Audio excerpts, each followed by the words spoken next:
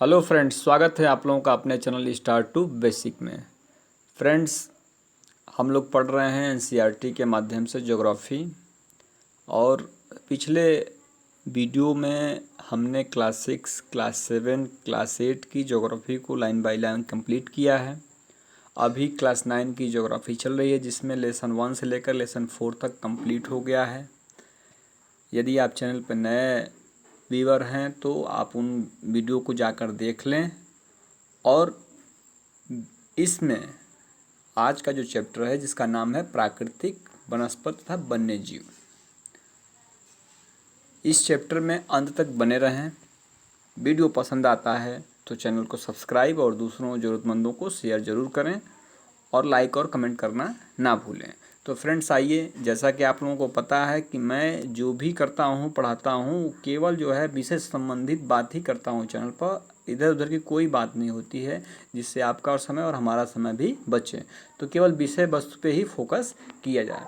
तो फ्रेंड्स, आज का जो चैप्टर है लेसन 5 है, जिसका नाम है प्राकृतिक वनस्पति तथा वन्य प्राणी।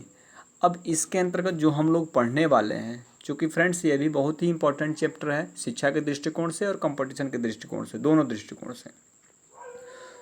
इसमें जो है, अब प्राकृतिक वनस्पति किसे कहते हैं, अब प्राकृतिक वनस्पति में क्या आ जाएगा, जैसे वन आ जाएंगे, वनों के प्रकार आ जाएंगे। जैसे आपका पर्वतीय वन है, सदाबहार है, कोणधारी है, टुड्रा है, मैंग्रोव वन है, जिसको ज्वारी वन भी कहते हैं। और इन वनों में रहने वाले प्राणियों के बारे में विस्तार से चर्चा इस जो है चैप्टर के अंतर्गत हम करेंगे। तो आइए स्टार्ट करते हैं। कह रहा है फ्रेंड्स, क्या आपने कभी अपने स्कूल, घर या आसपास के मैदानों में भांति भांति के वृक्ष, झाड़ियाँ, घास तथा पक्षियों को देखा है? क्या वह एक ही प्रकार के हैं या अलग अलग तरह के? भारत एक विशाल देश है, अतः इसमें आप अनेक प्रकार के जैव रूपों की कल्पना कर सकते हैं। हमारे देश भारत विश्व के मुख्य 12 जैव जो है विविधता वाले देशों में से एक है। लगभग 47,000 क्या हैं, विभिन्न जातियों के पौधे यहाँ पाए जाते हैं। और यह देश जो है विश्व में 10वें स्थान पर और एशिया के देशों में 4थे स्थान पर है। देखिए, जैव विविधता में यहाँ क्या पाए जाते हैं, तो 47,000 प्रकार के जातियों के, विभिन्न जातियों के पौधे पाए जाते हैं। और इस दृष्टिकोण से भारत जो है विश्व में कितने नंबर पे है फ्रेंड्स? 10वें स्थान पे है। और एशिया में, चूँकि भारत किस में है, तो एशिया महाद्वीप में है, तो एशिया महाद्वीप में भारत का स्थिति कौन से नंबर पे है? 4थे स्थान पर है। देखिए, इतना बढ़िया ऑब्जेक्टिव है, नोट कर लीजिए आप लोग इसको। कह रहा है भारत में लगभग 15,000 फूलों के पौधे हैं, जो कि विश्व में फूलों के पौधों का कितना है? 6% है। अब 15,000 जो फूलों के जो हैं, फूल के जो पौधे हैं, प्रजातियां हैं, ये विश्व के फूलों के पौधों की अगर परसेंटेज निकाला जाए तो कितना है? 6% है। इस देश में बहुत से बिना फूलों के पौधे हैं, जैसे कि फर्न है, शैवाल है, कबक है, भी पाए जाते हैं। भारत में लगभग 90,000 जातियों के जानवर हैं। देखिए, 90,000 जातियों के जानवर हैं, मतलब जितना पौधे हैं उससे जस्ट डबल लगभग क्या हैं? जानवरों के जातियां हैं, जिसमें विभिन्न प्रकार के क्या हैं? मछलियां हैं, ताजे तथा समुद्री पानी की पाई जाती हैं। ठीक है।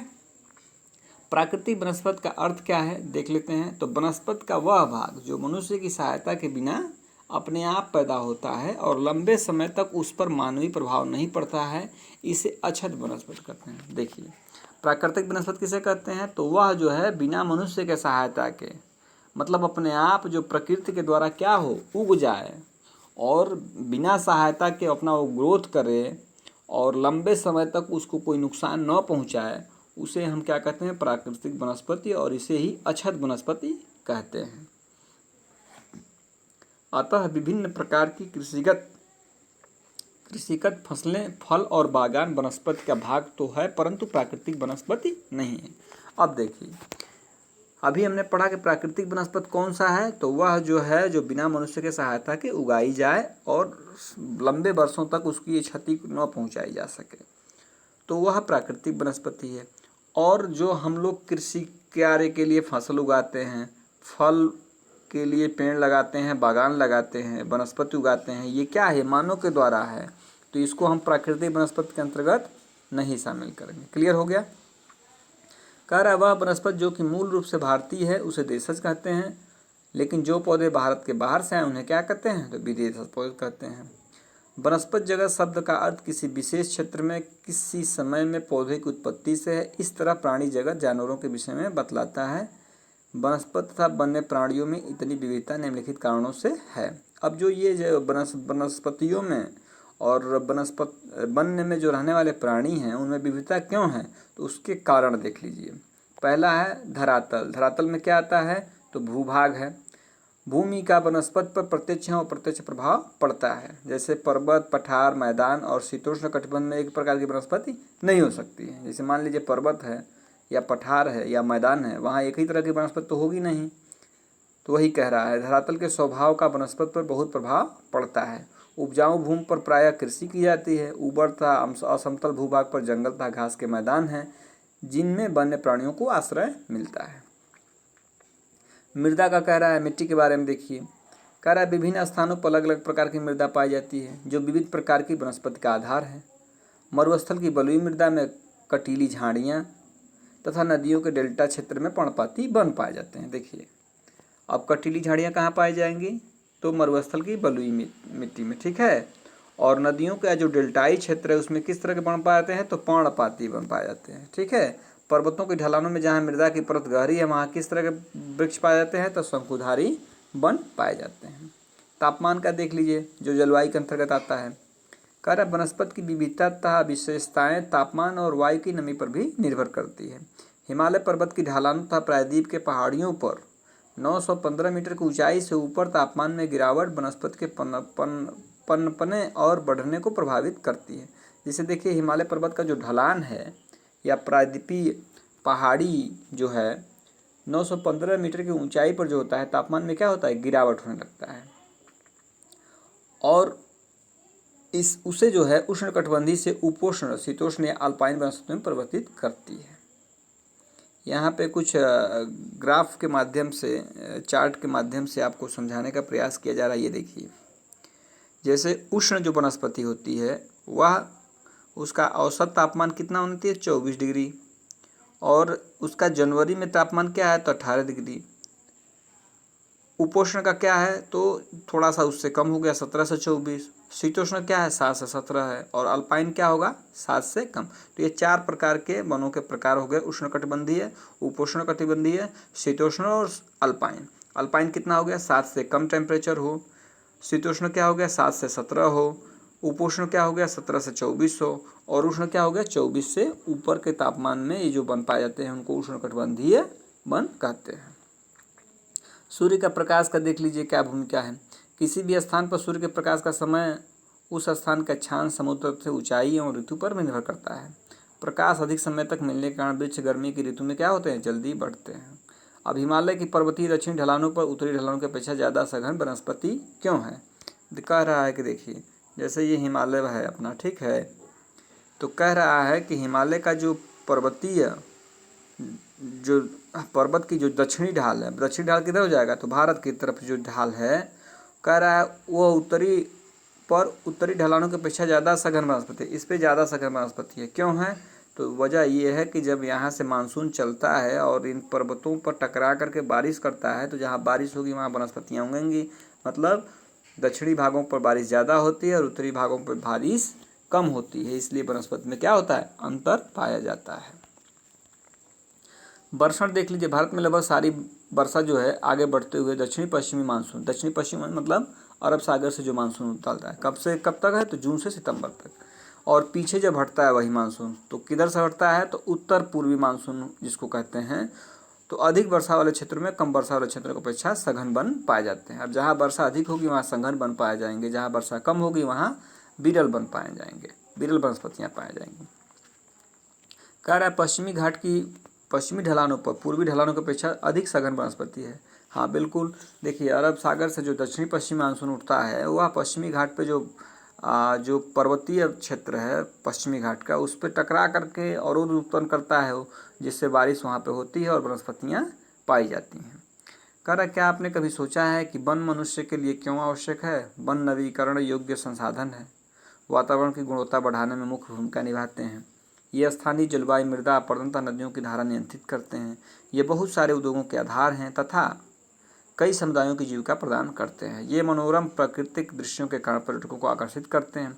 ये पवन तथा तापमान को नियंत्रित करते हैं और वर्षा लाने में भी सहायता करते हैं। इनसे मृदा को जीवाश्म मिलता है और वन्य प्राणियों को आश्रय मिलता है। भारतीय प्राकृतिक वनस्पति में कई कारणों से बहुत बदलाव आया है, जैसे कि कृषि के लिए अधिक क्षेत्र की मांग, उद्योगों का विकास, शहरीकरण की परियोजनाएं और पशुओं के लिए चारे की व्यवस्था के कारण वन्य क्षेत्र क्या हो रहे हैं? कम हो रहे हैं। अब देखिए जैसे क्या हो रहा है भारत में, अब कृषि क्षेत्र के लिए जनसंख्या बढ़ेगा तो कृषि तो करना पड़ेगा, उसके लिए वनों की कटाई हो रही है। उद्योग धंधा भी बन लगेंगे तो उसके लिए भी वनों की कटाई हो रही है। शहरीकरण हो रहा है और परियोजनाओं के लिए क्या होता है, पशुओं के चारे की व्यवस्था के कारण क्या होता है, वन क्षेत्र क्या हो रहा है? कम हो रहा है। कह रहा है सन 2003 में वनों का कुल क्षेत्रफल कितना था? 68 लाख वर्ग किलोमीटर।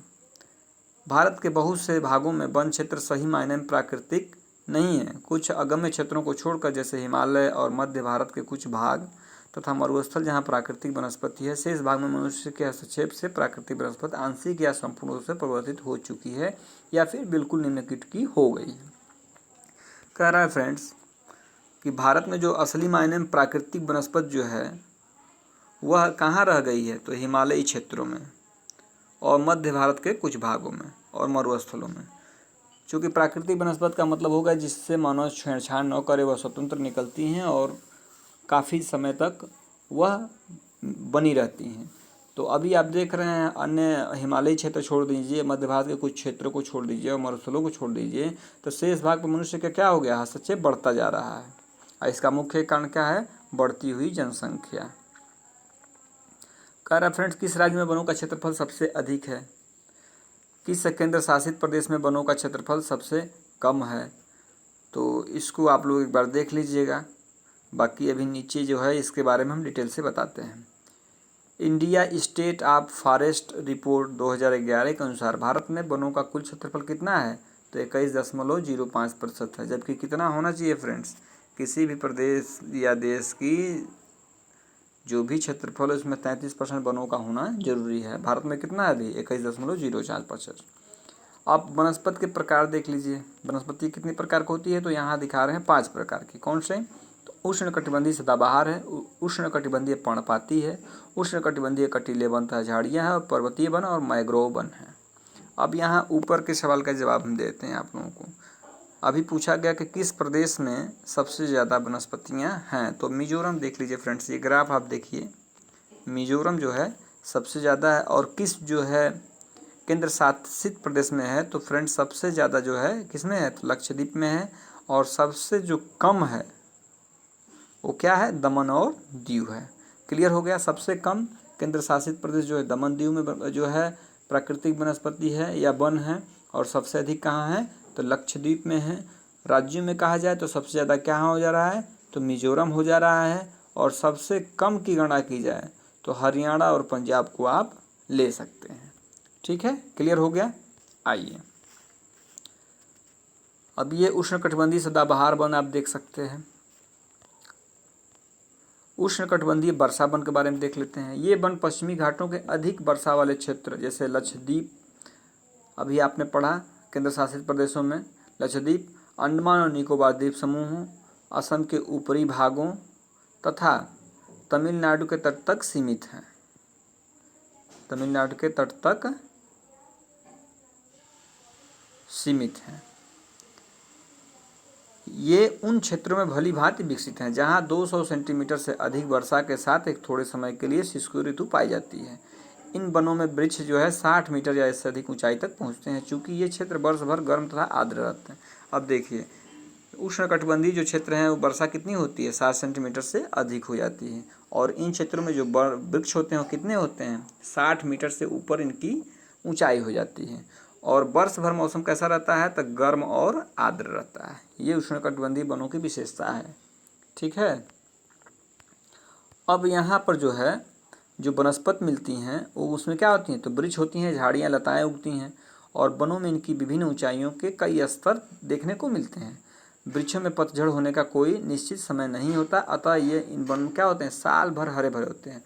मतलब इन वनों में क्या होता है, पतझड़ का कोई निश्चित समय नहीं होता, इसलिए ये हमेशा क्या होते हैं, हरे भरे रहते हैं। और इसीलिए इनको क्या कहते हैं, सदाबहार। जो हमेशा हरा भरा रहे उसको क्या होता है, सदाबहार। और इन वनों में वृक्षों के बढ़ने में क्या लगती है, होड़ लगी रहती है। सूर्य का प्रकाश धरातल पर नहीं आ पाता है।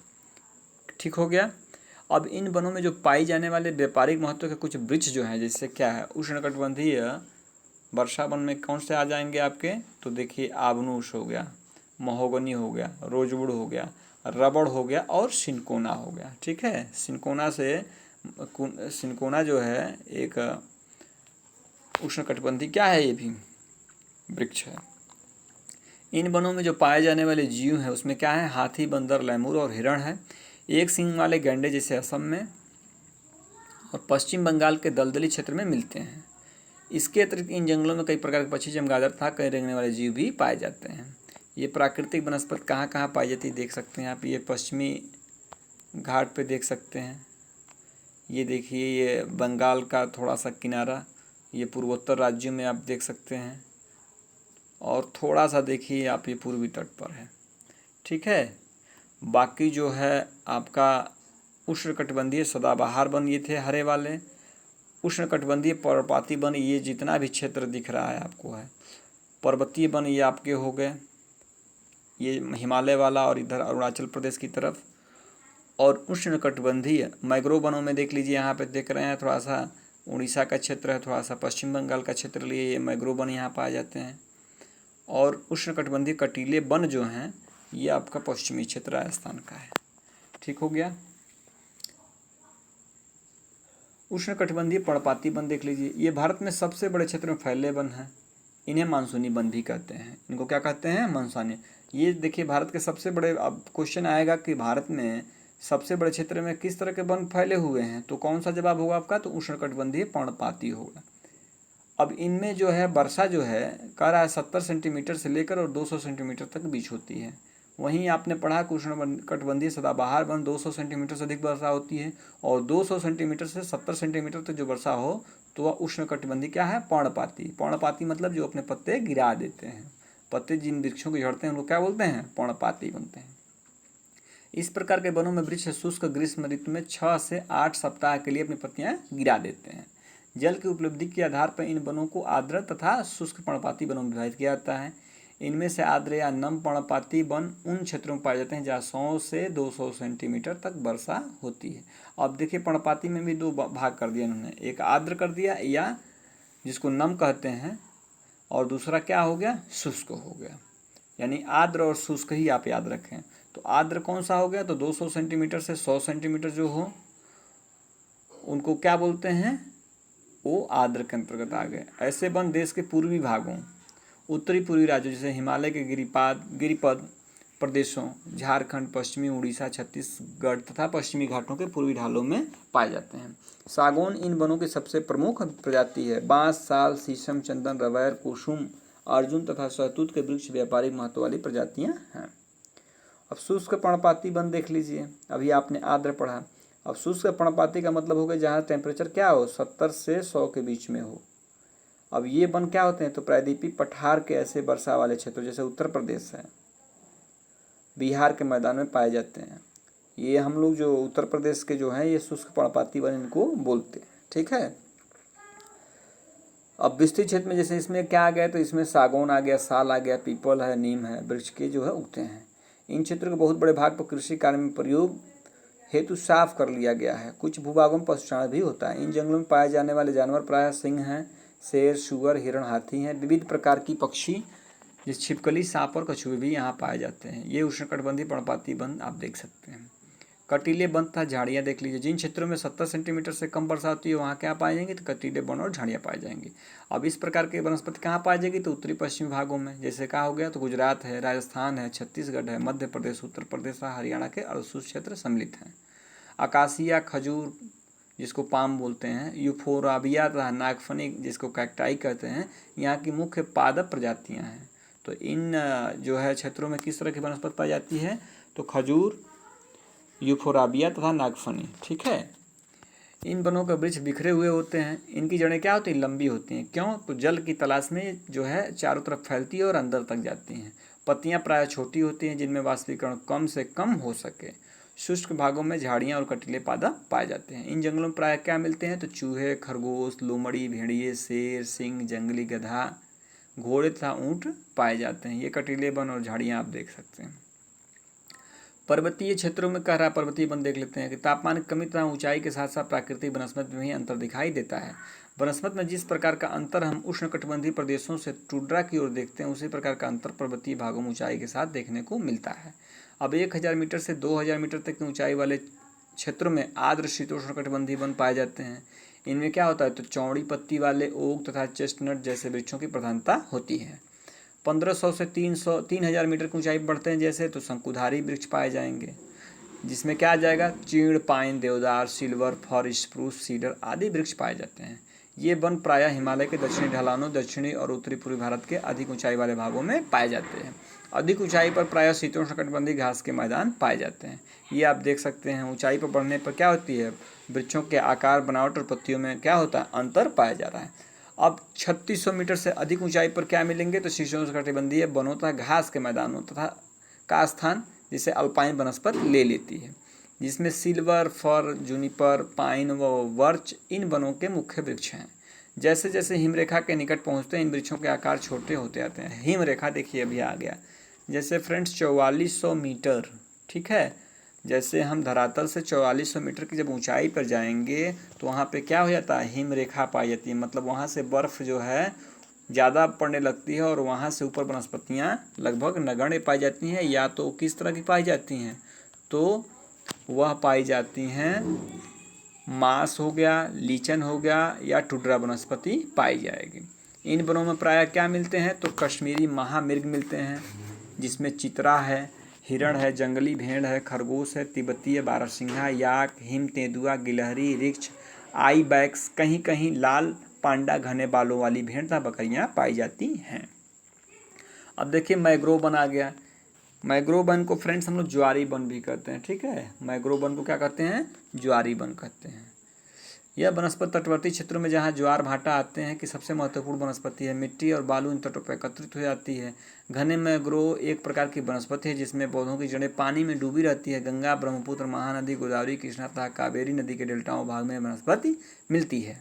गंगा ब्रह्मपुत्र डेल्टा में सुंदरी वृक्ष पाए जाते हैं जिनसे मजबूत लकड़ी प्राप्त होती है। नारियल, ताड़, क्योड़ा एवं एगोर के वृक्ष भी इन भागों में पाए जाते हैं। देखिए, अब जो गंगा ब्रह्मपुत्र मैदान के सुंदरी वृक्ष जो हैं, इसी को हम लोग सुंदरी वृक्ष के कारण ही इसको सुंदरबन का डेल्टा कहते हैं। और इन सुंदरबन में क्या पाए जाते हैं, तो बंगाल टाइगर पाए जाते हैं। एक ऑब्जेक्टिव यहाँ बनता है कि गंगा ब्रह्मपुत्र डेल्टा में सुंदरी वृक्ष पाए जाते हैं और इन्हीं सुंदरी वृक्षों के नाम पर सुंदरबन आपने सुना होगा। और उस सुंदरबन में क्या पाए जाते हैं, तो बंगाल टाइगर पाए जाते हैं। ये मैग्रोव वन देख सकते हैं। देखिए, इस क्षेत्र का रॉयल, देखिए आ गया क्वेश्चन यहाँ पे, इस क्षेत्र का रॉयल बंगाल टाइगर प्रसिद्ध है। जानवर इसके अतिरिक्त कछुए हैं, मगरमच्छ है, घड़ियाल एवं कई प्रकार के सांप भी इन जंगलों में मिलते हैं। ठीक है फ्रेंड्स, अब वन्य प्राणी देख लीजिए। वनस्पति की भांति ही भारत विभिन्न प्रकार की प्राणी संपत्ति में भी धनी है। यहाँ जीवों की कितनी प्रजातियाँ हैं, तो 90,000 हैं। देश में लगभग 2000 से अधिक पक्षियों की प्रजातियाँ पाई जाती हैं। यह कुल विश्व का कितना है, 13% है। अब देश में कितने प्रकार की जो है, 2000 प्रकार की पक्षियों की प्रजातियाँ पाई जाती हैं और यह कुल विश्व का कितना है, 13% हमारे यहाँ है। यहाँ मछलियों की कितनी प्रजातियाँ पाई जाती हैं, तो 2546 पाई जाती हैं, जो क्या है, विश्व का 12% है। भारत में विश्व के 5 से 8% तक उभयचरी, सरीसृप और स्तनधारी जानवर भी पाए जाते हैं। अब औषधीय जो है पादप हैं, मतलब जो पौधे जो है औषधीय जड़ी बूटियों के लिए उपयोग किए जाते हैं, वही औषधीय पादप हैं। उनके बारे में देख लेते हैं। भारत प्राचीन समय से अपने मसालों तथा जड़ी बूटियों के लिए विख्यात रहा है। आयुर्वेद में लगभग 2000 पादपों का वर्णन है और कम से कम 500 तो निरंतर प्रयोग में आते रहे हैं। विश्व संरक्षण संघ ने लाल सूची के अंतर्गत 352 पादपों की गणना की है, जिसमें से 52 पादप अति संकटग्रस्त हैं और 49 पादपों को विनष्ट होने का खतरा है। भारत में प्रायः औषधि के लिए प्रयोग होने वाले कुछ निम्नलिखित पादप हैं। जैसे देखिए, अब जो है आपने बाबा रामदेव को सुना होगा औषधियों के गुण बताते हुए, पौधों के औषधीय गुण को। यहाँ अस्पर्गंधा आ गया। यह किसके लिए है? तो रक्तचाप के निदान के लिए प्रयोग होता है और केवल भारत में ही पाया जाता है। जामुन है फ्रेंड्स, पके हुए फल से सिरका बनाया जाता है जो कि वायुसारी और मूत्रवर्धक है। इसमें पाचन शक्ति के भी गुण है। बीज का बनाया हुआ पाउडर मधुमेह डायबिटीज के लिए देखिए फ़ायदेमंद है, रोग में सहायता करता है। अर्जुन जो है देखिए, अर्जुन ताज़े पत्तों का निकाला हुआ रस कान के दर्द के इलाज में सहायता करता है। यह रक्तचाप की नियमितता के लिए भी लाभदायक है। बबूल जो है अर्जुन का आपने पढ़ा किस लिए? कान के दर्द के लिए भी लाभदायक है। बबूल जो है इसके पत्ते आँख की फुंसी के लिए लाभदायक हैं। इससे प्राप्त दूध का प्रयोग शारीरिक शक्ति की वृद्धि के लिए होता है। नीम को आपको पता है कि जैव और जीवाणु प्रतिरोधक है। तुलसी जो है जुकाम और खांसी की दवा में प्रयोग होता है। कचनार का प्रयोग जो है फोड़ा हो गया या कोई दमा रोग के लिए है, उसके लिए इस पौधे की जड़ की कली पाचन शक्ति में सहायता करती है। तो वही कह रहा, अपने क्षेत्र के औषधीय पादपों की पहचान करो, कौन से पौधे औषधि के लिए प्रयोग होते हैं, उस स्थान के लोगों को उनको कौन सी बीमारियों के लिए प्रयोग करते हैं। प्राकृतिक वनस्पत परिस्थिति तंत्र के मनुष्य के जीवन के लिए अनिवार्य है। यह संभव है कि प्राकृतिक पर्यावरण का निरंतर होता जा रहा विनाश को रोका जा सके। अब देखिए स्रोत जो है मेडिसिनल प्लांट जो होता है, डॉक्टर एस.के. जैन 5वां संस्करण का निकला है 1994 national book trust of India. क्रियाकलाप आप देख लीजिए, वही वृक्षों की पहचान करने के लिए कह रहा है। स्तनधारी जानवरों में हाथी सबसे अधिक क्या है? महत्वपूर्ण है। यह असम, कर्नाटक और केरल के उष्ण तथा आर्द्र वनों में पाया जाता है। हाथी कहाँ पाया जाता है? तो असम, कर्नाटक और केरल के आर्द्र वनों में, यानी असम हो गया, कर्नाटक होगा और केरल में। ठीक है। एक सींग वाले गैंडे जो है अन्य जानवर जो पश्चिमी बंगाल तथा असम के दलदली क्षेत्रों में रहते हैं। कच्छ के रण तथा थार मरुस्थल में क्रमशः जंगली गधे तथा ऊँट रहते हैं। भारतीय भैंसा जो है नील गाय, चौसिंघा छोटा मृग जिसको गैजल कहते हैं, तथा विभिन्न प्रजातियों वाले हिरण आदि कुछ अन्य जानवर जो भारत में पाए जाते हैं। यहाँ बंदरों को भी अनेक प्रजातियाँ पाई जाती हैं। अब भारतीय देखिए जीव सुरक्षा अधिनियम कब बना? 1972। पूछ लेता है भारतीय जीव सुरक्षा अधिनियम क्या है? तो 1972 याद कर लीजिए, बहुत इंपॉर्टेंट है, ऑब्जेक्टिव ये। अब भारत विश्व का अकेला देश है जहाँ शेर तथा बाघ दोनों पाए जाते हैं। देखिए भारत जो है विश्व का ऐसा अकेला देश है जहाँ शेर भी पाए जाते हैं और बाघ पाए जाते हैं। बाकी कहीं जो है शेर पाए जाते हैं तो कहीं बाघ पाए जाते हैं, लेकिन भारत में दोनों पाए जाते हैं। भारतीय शेरों का प्राकृतिक वास स्थल गुजरात में गिर जंगल है। बाघ मध्य प्रदेश, झारखंड के वनों में और पश्चिम बंगाल के सुंदरता हिमालय क्षेत्रों में पाए जाते हैं। बाघ कहाँ पाए जाते हैं? तो मध्य प्रदेश है, झारखंड है और पश्चिम बंगाल। और शेर कहाँ कहाँ पाए जाते हैं? तो गुजरात में जो गिर है वहाँ शेर पाए जाते हैं, गिर के जंगल में। बिल्ली जाति के सदस्यों में तेंदुआ भी है, यह शिकारी जानवरों में मुख्य है। बाकी फ्रेंड्स ये भारत का मैप है जिसमें जो है वन्य प्राणी नीचे जो है दर्शाया गया है, आप लोग इसको एक बार देख लीजिएगा। हिमालय क्षेत्रों में पाए जाने वाले जानवर जो है अपेक्षाकृत कठोर जलवायु को सहन करने वाले होते हैं, जो अत्यधिक ठंड में भी जीवित रहते हैं। लद्दाख की बर्फीली ऊंचाइयों में याक पाए जाते हैं, जो गुच्छेदार सींगों वाला भैंस जैसा, जिसका भार लगभग क्या होता है? याक का 1 टन होता है। तिब्बती बारहसिंगा, भारल, नीली भेड़ जिसको कहते हैं, जंगली भेड़, कियांग, तिब्बती जंगली गधे भी पाए जाते हैं। कहीं कहीं लाल पंडा भी कुछ भागों में मिलता है। देखिए एशियाई शेर जो है केवल गुजरात के गिर जंगलों में पाए जाते हैं। नदियों, झीलों तथा समुद्री क्षेत्रों में कछुए, मगरमच्छ और घड़ियाल पाए जाते हैं। घड़ियाल मगरमच्छ की प्रजाति का एक ऐसा प्रतिनिधि है जो विश्व में केवल भारत में पाया जाता है। देखिए घड़ियाल जो है मगरमच्छ की तरह दिखता है, जो कहाँ पाया जाता है? केवल भारत में पाया जाता है। घड़ियाल मगरमच्छ दोनों क्या हैं? अलग हैं, लेकिन घड़ियाल भी मगरमच्छ की तरह से दिखता है। भारत में अनेक रंग बिरंगे पक्षी पाए जाते हैं। मोर, बत्तख, तोता, मैना, सारस तथा कबूतर आदि कुछ पक्षी प्रजातियाँ हैं जैसे देश के वनों तथा आर्द्र क्षेत्रों में रहती हैं। हमने अपने फसलों जैव विविधता के विविध पर्यावरण से चुनी है, यानी खाने योग्य पौधे के निचय से हमने बहुत से औषधीय पादपों का प्रयोग कर उनका चुनाव किया है। दूध देने वाले पशु भी प्रकृति द्वारा बहुत सारे जानवरों में से चुने गए हैं। जानवर हमें बोझा ढोने, कृषि कार्य तथा यातायात के साधन के रूप में मदद करते हैं। इनमें से मांस और अंडे भी प्राप्त होते हैं। मछली से पौष्टिक आहार मिलता है। बहुत से कीड़े मकोड़े फसलों, फलों और वृक्षों के परागण में मदद करते हैं और हानिकारक कीड़ों और जैविक नियंत्रण रखते हैं। प्रत्येक प्रजाति का पारिस्थितिकी तंत्र में योगदान है, अतः उनका संरक्षण अनिवार्य जैसा पहले बताया गया है। मनुष्यों द्वारा पादपों और जीवों के अत्यधिक उपयोग के कारण पारिस्थितिकी तंत्र असंतुलित हो गया है। लगभग 1300 पादप प्रजातियां संकट में हैं तथा 20 प्रजातियां विनष्ट हो चुकी हैं। काफ़ी वन्य जीव प्रजातियां भी संकट में हैं और कुछ विनष्ट हो चुकी हैं। ये परियोजना कार्य फ्रेंड्स देख लीजिएगा आप लोग। ये प्रवासी पक्षी देख लेते हैं। भारत के कुछ दलदली भाग प्रवासी पक्षियों के लिए प्रसिद्ध है। शीत ऋतु में साइबेरियन सारस बहुत संख्या में यहाँ आते हैं। शीत ऋतु में जो है साइबेरियन जो सारस है साइबेरिया से यहाँ आते हैं भारत में। इन पक्षियों का एक मनपसंद स्थान कच्छ का रण है, जिस स्थान पर मरुभूमि समुद्र से मिलती है। वहाँ लाल सुंदर कलंगी वली फ्लेमिंगो हजारों की संख्या में आती हैं और खारे कीचड़ के ढेर बनाकर उनमें घोंसले बनाती हैं और बच्चों की पालती हैं। देश में अनेकों दर्शनीय दृश्यों में से यह भी एक है। क्या यह हमारी कीमती धरोहर नहीं है? बिल्कुल है। अब देखिए, कह रहा है पारिस्थितिकी तंत्र के असंतुलन का मुख्य कारण क्या है? तो लालची व्यापारियों को अपना व्यवसाय के लिए अत्यधिक शिकार करना, रासायनिक और औद्योगिक अवशिष्ट तेजाबी जमाव के कारण प्रदूषण, विदेशी प्रजातियों का प्रवेश, कृषि तथा निवास के लिए वनों का अंधाधुंध कटाई। पारिस्थितिकी तंत्र का असंतुलन का कारण अपने देश की पादप और जीव संपत्ति की सुरक्षा के लिए सरकार ने कई कदम उठाए हैं। अब देश में जो देखिए फ्रेंड्स 18 जीव मंडलीय निचय हैं। जीव मंडलीय निचय मतलब जो आरक्षित क्षेत्र हैं जीवों के लिए, वो कितने हैं? तो 18 हैं। और इनमें से 10 जो हैं वो क्या हैं? तो विश्व के जीव मंडल में शामिल हैं। उनमें से कौन कौन से हैं? 10। तो सुंदरवन है, नंदा देवी है, मन्नार की खाड़ी है, नीलगिरी है, नाकरेक है, ग्रेट निकोबार है, मानस है, सिमलीपाल है, पंचमगढ़ी और अचनकमर अमरकंटक की गणना विश्व के जीवमंडल निचय में की गई है।